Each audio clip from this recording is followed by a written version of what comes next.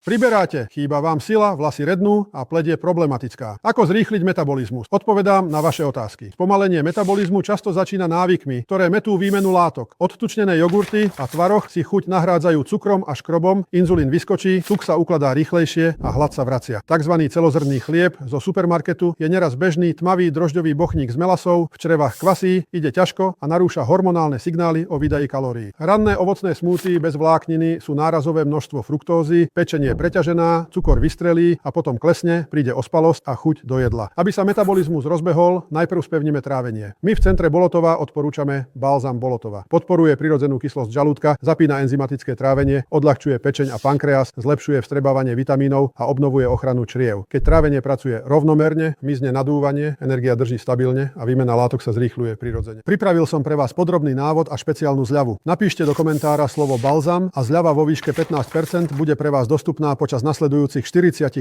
hodín od chvíle, keď dostanete túto správu a je potrebné ju využiť v tomto čase.